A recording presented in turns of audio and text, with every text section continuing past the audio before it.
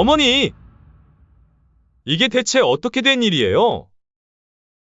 전화기 너머로 첫째 민석이의 흥분된 목소리였습니다. 갑자기 왜 그러니? 변호사 사무실에서 연락이 왔어요. 어머니 명의로 된 재산이 이게 말이 됩니까? 그새 자식들이 집 명의와 통장을 뒤져본 모양이었습니다. 어머니, 우리가 얼마나 힘들게 사는지 아시면서 재산을 이렇게. 민석아, 너희들 다 키우느라 써버린 거다. 거짓말이에요. 분명 어딘가에 더 있을 거예요. 어머니가 그동안 모아오신 돈이. 전화가 끊기고 얼마 지나지 않아 둘째 미경이에게서 전화가 왔습니다. 엄마? 오빠한테 들었어요. 엄마가 우리한테 숨기신 게 있다면서요? 미경아, 엄마? 제가 얼마나 힘들게 사는데. 애들 학원비도 못 내고. 근데 엄마는 숨겨둔 돈이 있다고요? 셋째 기태와 막내 수진이에게서도 연이어 전화가 왔습니다. 모두가 한결같이 숨겨둔 재산을 찾아내겠다며 흥분된 목소리를 내질렀죠. 안녕하세요. 여러분, 평소 즐겨 듣기만 하던 사연에 제 이야기를 보내게 될 줄은 꿈에도 몰랐습니다. 제 이름은 강연희입니다. 저는 70이 다 된 나이에도 매일 새벽 5시면 어김없이 일어나 시장으로 향했죠. 이제는 허리도 굽고 다리도 아프지만 장사를 그만둘 생각은 없습니다. 장사가 제 삶의 전부였으니까요. 연희 할매, 오늘도 일찍 나오셨네, 예. 그러게 말이여. 몸도 안 좋으신데 좀 쉬시지. 아이고, 일하는 게 사는 거지. 가만히 있음 뭐하고 살겠습니까? 시장 상인들과 주고받는 아침 인사가 하루의 시작입니다. 남편이 갑자기 심장마비로 쓰러진 게 벌써 20해도 더 지났네요. 그때 제 나이 48이었죠. 홀로 내 아이를 키워야 했던 저는 닥치는 대로 일을 했습니다. 아침엔 식당 일하고, 낮엔 장사하고, 밤엔 건물 청소까지. 하루가 어떻게 지나가는지도 모르게 살았죠. 우리 애들만 잘 자라주면 된다. 우리 애들만 배불리 먹고 공부만 잘하면 된다. 그렇게 버텨온 세월이 어느새 이만큼 흘렀습니다. 첫째 아들은 대기업에 다니다가 퇴사하고 사업을 한다고 하고, 둘째 딸은 중학교 교사가 되어 시집을 갔죠. 셋째 아들은 공무원이 되었고, 막내딸은 간호사로 일하고 있습니다.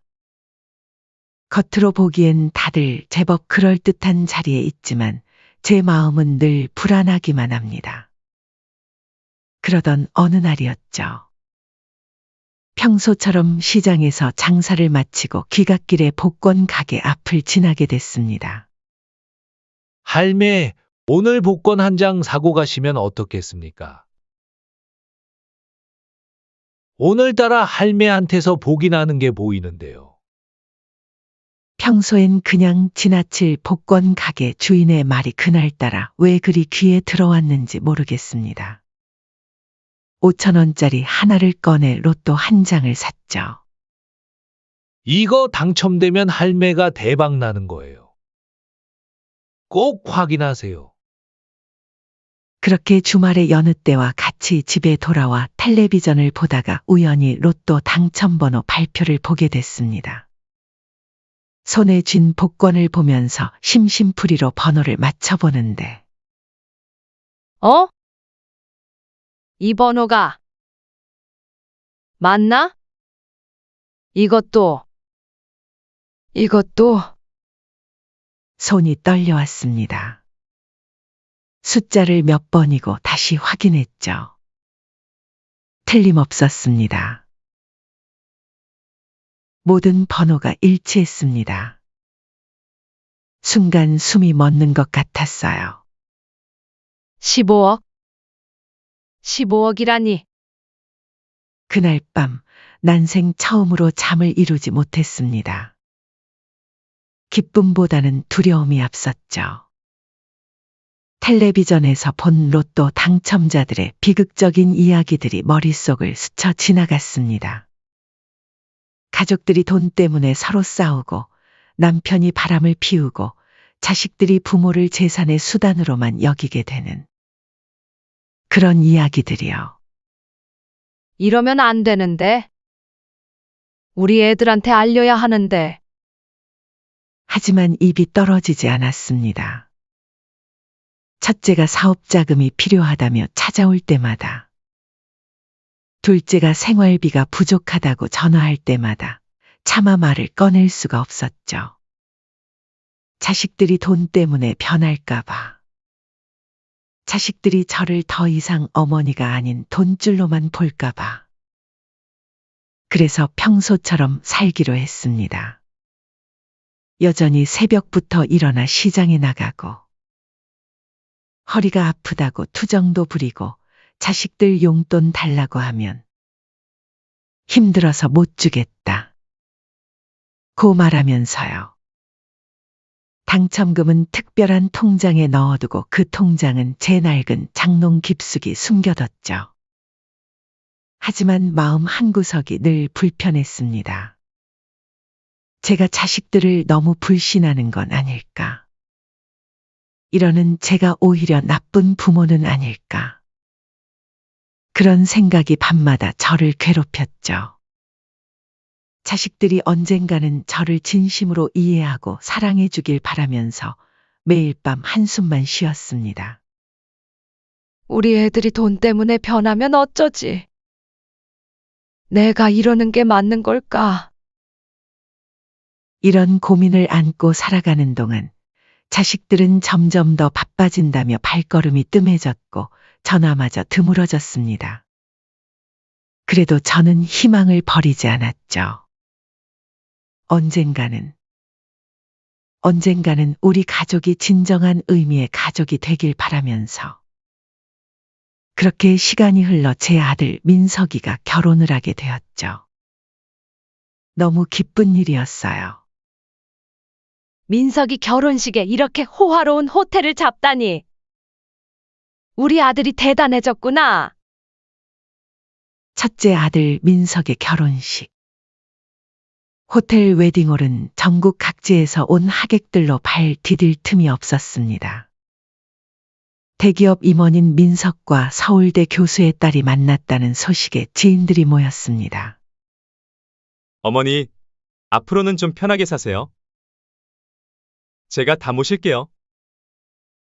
그때만 해도 민석이는 그렇게 장담했습니다. 하지만 그건 겨우 1년을 넘기지 못한 헛된 약속이었죠. 어머니! 제발 문 좀 열어주세요. 어머니! 깊은 밤 술에 취한 첫째 민석이가 대문을 두드렸습니다. 번듯한 정장 차림이었지만 넥타이는 풀어져 있었고 와이셔츠는 구겨져 있었죠.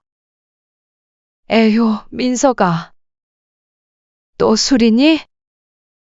사업 자금만 좀 더 있으면 돼요.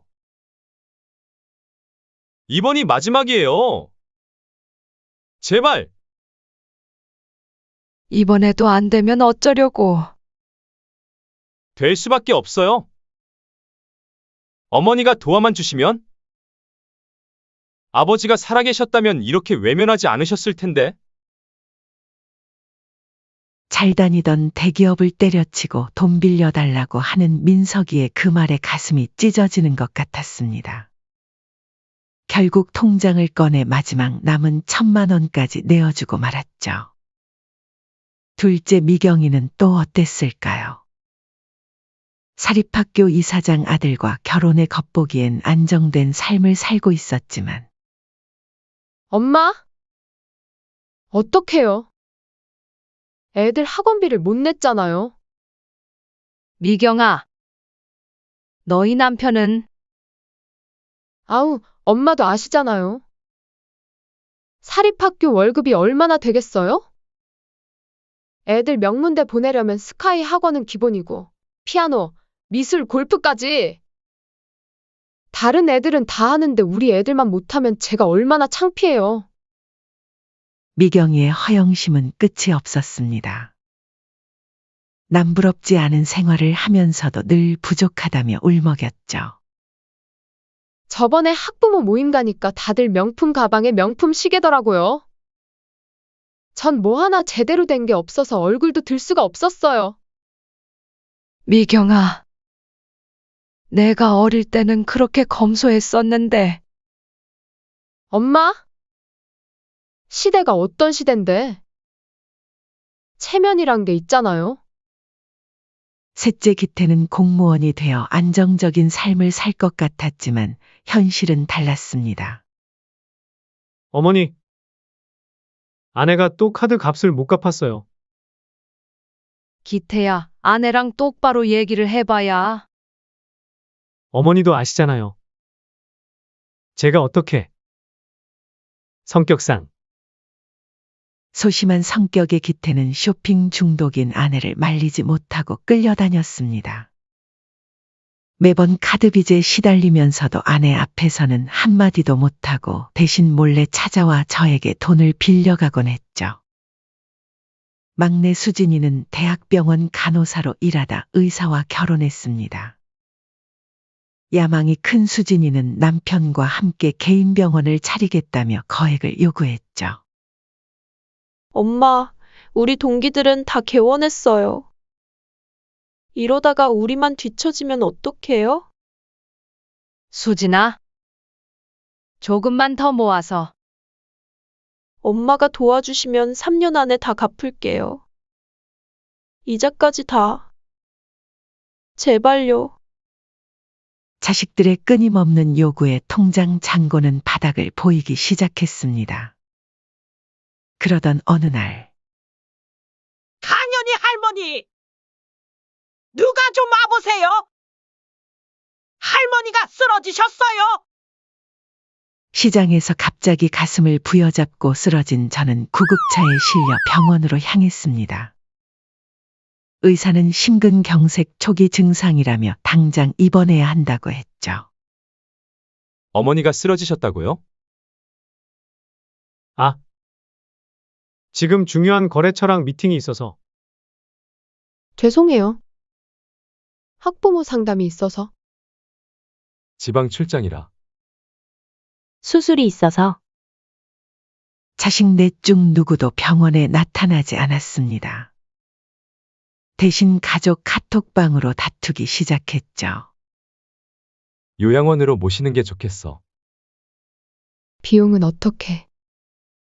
언니가 제일 형편이 나은 것 같은데. 뭐? 나도 빚더미인데 무슨. 결국 자식들은 저를 시내에서 2시간이나 떨어진 시골의 허름한 요양원으로 보내기로 했습니다. 공기 좋고 조용하니까 엄마한테 딱이에요. 저희가 자주 찾아뵐게요.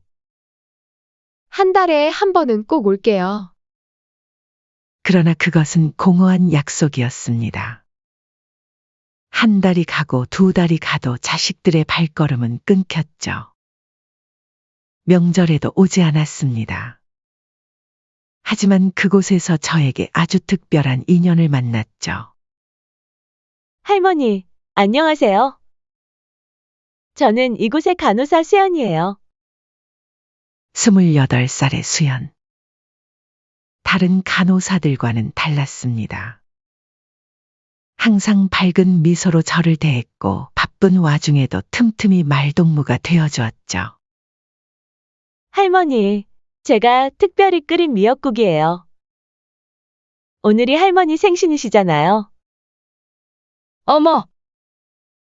내가 어떻게 알았니? 할머니 차트에서 봤어요. 자제분들은 오시나요? 아니. 다들 바쁘다고. 수연이의 눈에 맺힌 눈물을 보며 제 마음도 복잡해졌습니다.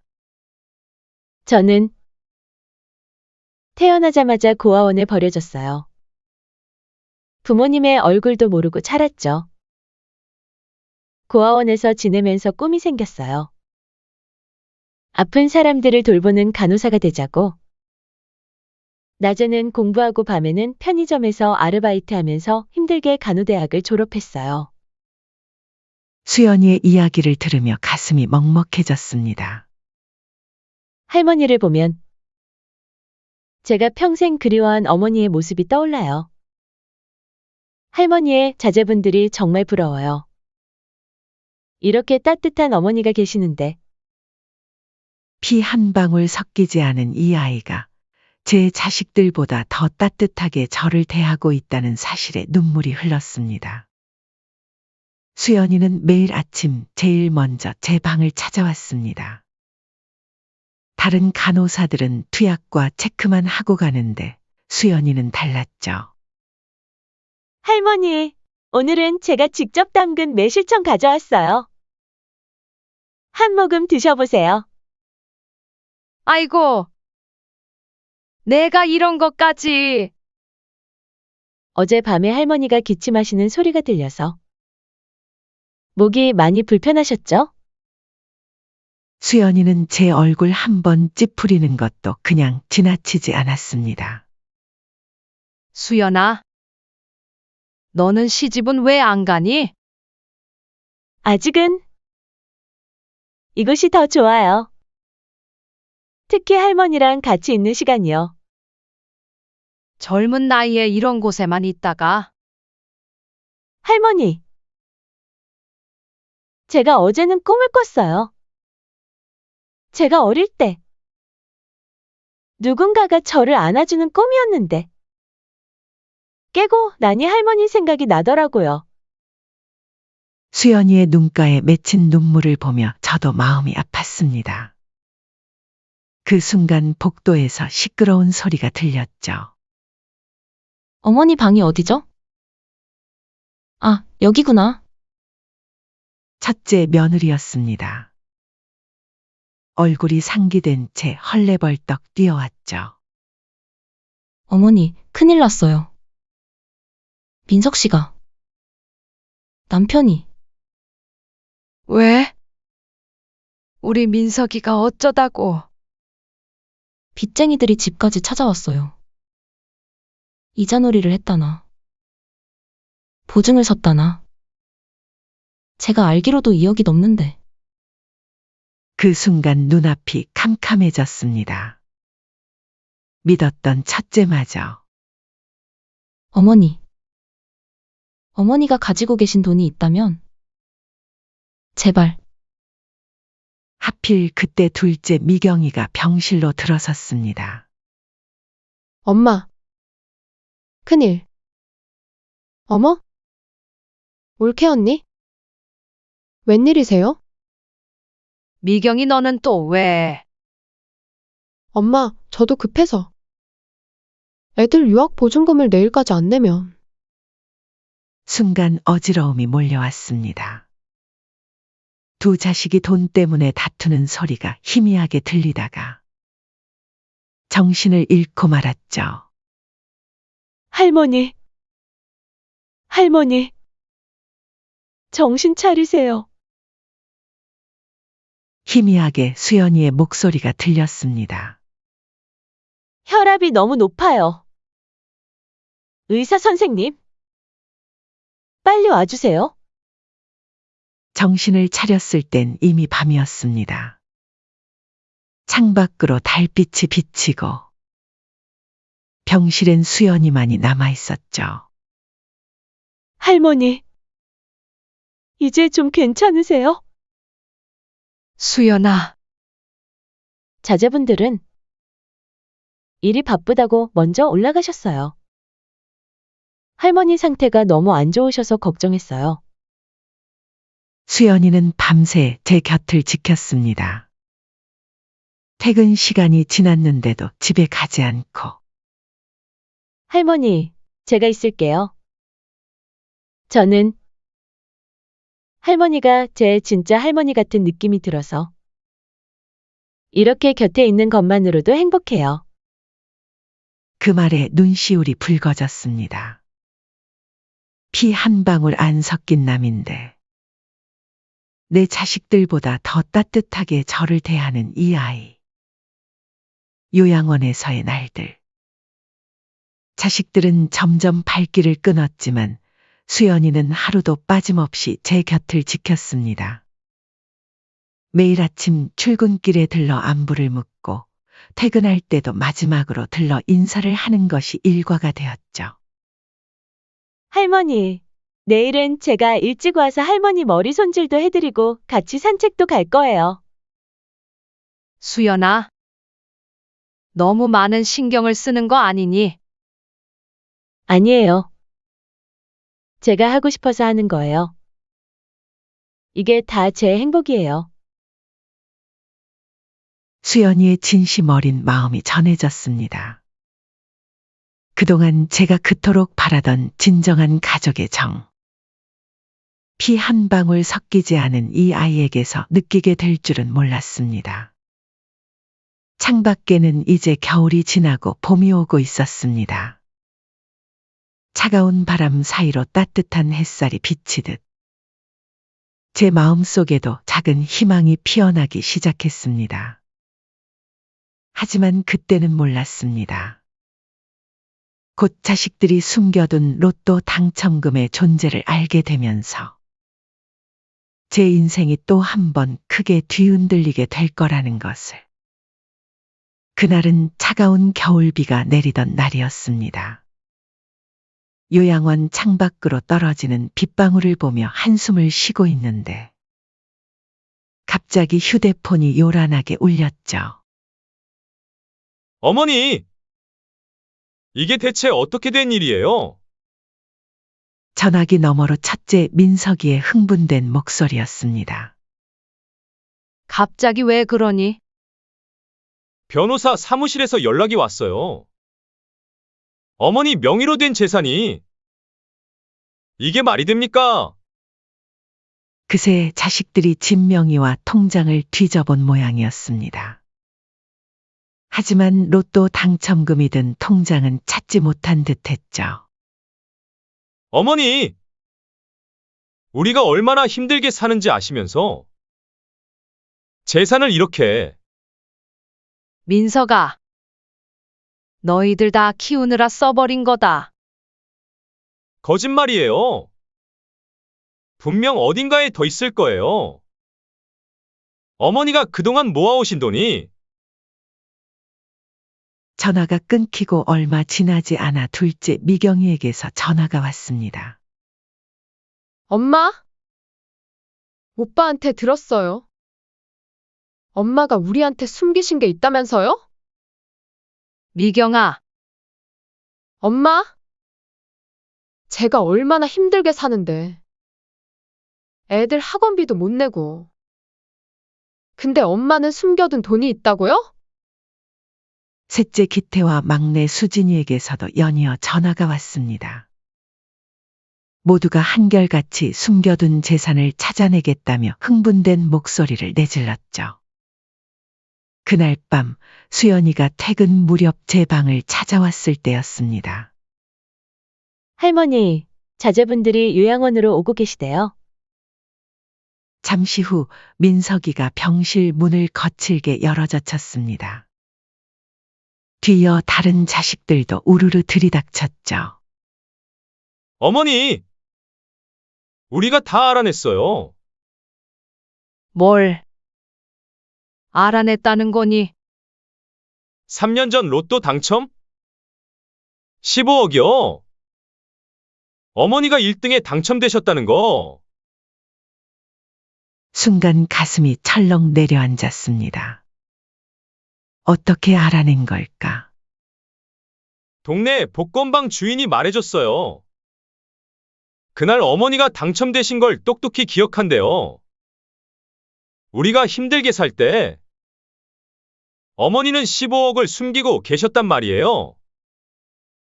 미경이가 눈물을 글썽이며 말했습니다. 엄마, 어떻게 이러실 수 있어요? 제가 얼마나 비참하게 살았는지 아세요? 애들 학원비 못 내서 울고, 남편 눈치 보며 살고, 기태도 평소와 달리 격앙된 목소리로 외쳤습니다. 어머니! 전 아내 카드비 때문에 밤잠도 못 자고 매일 빚쟁이들 독촉에 시달렸는데 수진이는 한숨을 깊게 내쉬며 말했습니다. 엄마! 우리가 그렇게 못 믿어오셨어요? 그래서 이렇게 멀리 떨어진 요양원에 자식들의 원망 섞인 말들이 비수가 되어 가슴을 파고들었습니다. 그때 수연이가 앞으로 나섰습니다. 잠깐만요. 지금 할머니 혈압이 당신은 빠져요. 이건 우리 가족의 일이니까. 민석이가 수연을 거칠게 밀쳐냈습니다. 그 순간 제 마음속에서 무언가가 확 끊어지는 것을 느꼈습니다. 다들 조용히 해라. 떨리는 목소리로 입을 열었습니다. 그래. 로또에 당첨됐다. 15억? 그걸 숨겼다. 왜인지 알아? 방안이 쥐 죽은 듯 조용해졌습니다. 돈 때문에 너희가 변할까봐. 돈 때문에 우리 가족이 망가질까봐. 그래서 숨겼다. 엄마, 근데 결국 숨기나 안 숨기나? 너희는 다 똑같구나. 그때였습니다. 민석이가 갑자기 무릎을 꿇었습니다. 돈이 급했던 모양이죠. 어머니, 죄송합니다. 제가 너무 그랬죠. 이제 정신 차렸어요. 제발 저희 집으로 돌아오세요. 제가 잘 모시겠습니다. 다른 자식들도 하나둘 무릎을 꿇기 시작했습니다. 엄마. 우리가 다 잘못했어요. 용서해 주세요. 어머니, 다시 한 번만 기회를 주세요. 엄마, 이제 제대로 효도하겠습니다. 하지만 그들의 눈빛은 돈에 대한 탐욕으로 번들거리고 있었습니다. 진심 어린 사과가 아니라는 걸 너무나도 잘 알 수 있었죠. 그날 새벽 제 지친 마음을 안다는 듯 수연이가 제 손을 꼭 잡았습니다. 그 따뜻한 손길에서 진심이 느껴졌습니다. 할머니. 제가 뭐라 말하기가 어렵네요. 힘내세요. 그 순간 깨달았습니다. 진정한 가족은 피가 아닌 마음으로 이어진다는 것을. 그렇게 첫째부터 막내까지 재산 관련해 할 말이 있다고 모두 한자리에 불렀습니다. 다들 잘 듣거라. 떨리는 목소리로 말을 이었습니다. 나는 내 선택을 후회하지 않는다. 그동안 숨겨둔 돈, 그리고 내가 가진 모든 것은 자식들의 눈이 기대감으로 반짝였습니다. 수연이에게 줄 거다. 순간 방안이 얼어붙었습니다.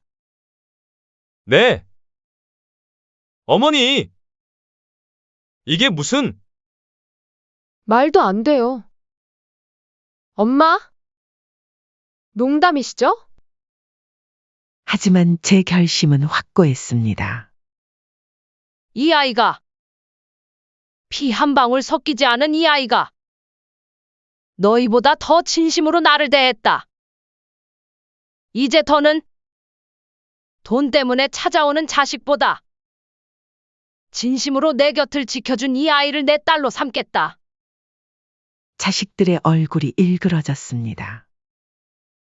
분노와 배신감 그리고 탐욕이 뒤섞인 표정으로 시간이 흘러 자식들은 결국 저를 상대로 소송을 제기했죠.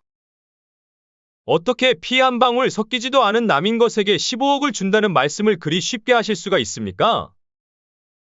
민석이가 재판정에서 호통을 치고 있었습니다. 의사 능력이 없는 노인을 상대로 한 사기 행위라나. 수연이를 범죄자로 몰아가려 했습니다. 우리가 얼마나 어머니를 위해 헌신했는지. 그런데 갑자기 나타난 한 간호사가 어머니의 재산을 노리고 잠깐, 떨리는 다리로 일어섰습니다. 수연이가 걱정스러운 눈빛으로 제 팔을 잡았지만 저는 괜찮다는 듯 미소를 지어 보였죠. 제가 직접 말씀드리고 싶습니다. 법정이 술렁였습니다. 판사가 고개를 끄덕이자 저는 천천히 말을 이어갔습니다. 제 자식들이요. 제가 쓰러졌을 때 단 한 번도 병원에 찾아오지 않았습니다. 대신 전화로 서로 책임을 떠넘기기 바빴죠. 결국 저를 시골 구석의 허름한 요양원으로 보냈습니다. 자식들이 고개를 숙였습니다. 거기서 매일 밤 천장을 보며 울었습니다. 내가 이렇게 키운 자식들인데 하면서요. 그때 수연이가 나타났습니다. 수연이를 바라보니 눈시울이 붉어졌습니다. 이 아이는 제가 밥을 못 먹으면 퇴근 후에 집에서 특별히 음식을 해왔고, 제가 잠을 못 이루는 날이면 밤늦게까지 이야기를 들어줬습니다. 명절에도 쉬지 않고 나와서 저와 함께 시간을 보냈죠. 제 생일도 챙겨주고, 아플 때면 밤새 간호해주고, 눈물을 닦으며 말을 이었습니다.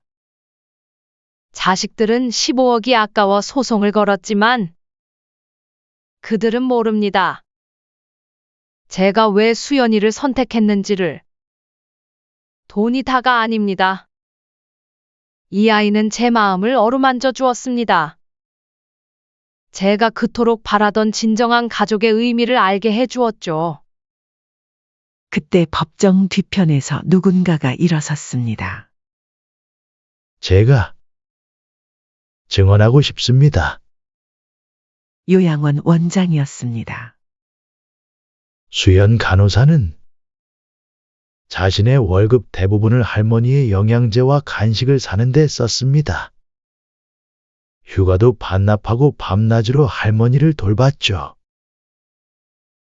내가 너무 많은 것을 하는 거 아니냐고 물었을 때 수연이가 뭐라고 했는지 아십니까? 원장의 목소리가 떨렸습니다. 원장님, 저는 태어나서 처음으로 진정한 가족을 만났어요. 제가 이럴 때가 아니면 언제 효도를 해보겠어요. 법정이 숙연해졌습니다. 자식들의 얼굴이 붉어졌죠. 그렇게 법원을 나온 민석이가 저에게 다가왔죠. 재판을 취하하겠습니다. 민석아, 어머니, 이제야 깨달았습니다. 우리가 얼마나 어머니를 실망시켰는지. 돈에 눈이 멀어 진정한 효도가 뭔지도 잊고 살았네요. 미경이도 일어섰습니다. 엄마, 죄송해요. 제가 너무 이기적이었어요. 남들의 시선만 신경 쓰면서. 정작 엄마의 마음은 외면했네요. 기태와 수진이도 눈물을 흘리며 일어났습니다. 어머니, 저희가 잘못했습니다. 엄마, 용서해 주세요. 하지만 이미 제 마음은 확고했습니다. 고맙다. 이제라도 그걸 알아줘서. 하지만 난 내 선택을 바꾸지 않을 거야. 수연이의 손을 꼭 잡았습니다. 이 아이가 내 마지막 딸이 될 거야. 너희들은 이제 각자의 삶을 살아가거라. 그로부터 1년이 지났습니다. 어머니, 오늘은 바다가 보이는 카페에 가보실까요? 수연이가 환하게 웃으며 물었습니다. 더 이상 요양원에 있지 않습니다. 수연이가 간호사 일을 그만두고 저와 함께 살기 시작했거든요. 그래, 가보자꾸나. 수연이는 제가 물려준 재산으로 무엇을 하겠냐는 제 물음에 이렇게 대답했었죠. 할머니와 함께 행복한 추억을 만들고 싶어요. 그동안 힘들게만 사셨으니, 이제는 좋은 것만 보고, 맛있는 것만 드시고, 즐거운 곳만 다니셨으면 해요. 할머니, 이제 우리가 진짜 가족이 된 지도 1년이 됐네요. 그래. 내 평생 이렇게 행복할 줄은 몰랐단다. 저도요. 제가 진짜 딸이 되어서 너무 행복해요. 저에게 있어 엄마라는 존재는 의미가 커요. 창밖으로 푸른 바다가 보입니다. 때때로 자식들의 소식도 들려옵니다. 모두들 자신들의 삶을 돌아보고 새롭게 시작하고 있다고 하더군요. 민석이는 회사에 재취업해서 열심히 일하고 있고, 미경이는 사치를 줄이고 봉사활동을 시작했답니다. 기태는 아내와 함께 가정 상담을 받으며 관계를 회복하고 있고, 수진이는 큰 병원 대신 동네 의원에서 일하며 지역 주민들을 돕고 있다고 합니다. 가끔 자식들이 찾아옵니다. 이제는 돈 얘기를 하지 않죠. 대신 진심 어린 마음으로 저를 걱정하고 수연이에게도 고마움을 표현합니다. 수연 씨. 우리가 하지 못한 효도를 대신해줘서 고마워요. 언니가 어머니를 잘 모셔주니까 우리도 마음이 편해요. 수연이는 그저 웃으며 고개를 숙입니다. 당연한 일을 했을 뿐이에요. 오늘도 수연이는 제 머리를 빗겨주며 말합니다. 내일 이번에 새로 생긴 카페에 한번 가볼래요? 그래. 너와 함께라면 어디든 좋구나. 창밖에는 따스한 봄바람이 불어옵니다. 제 인생의 마지막 봄. 하지만 이제는 두렵지 않습니다. 제 곁에는 피보다 진한 정으로 맺어진 진정한 딸이 있으니까요. 수연아, 네? 너를 만난 건 내 인생 최고의 행운이었단다. 제가 더 행복해요. 이제 제게도 진정한 어머니가 생겼으니까요. 수연이의 눈가에 맺힌 눈물이 반짝입니다. 저는 그 눈물이 세상 그 어떤 보석보다 아름답게 느껴졌습니다. 돈으로 살 수 없는 것이 있다는 걸. 진정한 가족의 의미를 이제야 알게 되었습니다. 바다 위로 떠오르는 붉은 노을을 바라보며 생각했습니다. 때론 인생에서 가장 소중한 선물은 예상치 못한 순간에 찾아오는 것인지도 모르겠습니다.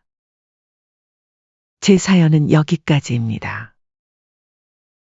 귀한 시간 내어 저희 이야기를 들어주신 여러분께 깊은 감사의 말씀을 드리고, 여러분의 현명한 견해를 댓글로 달아주신다면 저에게 앞으로 큰 힘이 될 것 같습니다. 행복한 하루 되세요.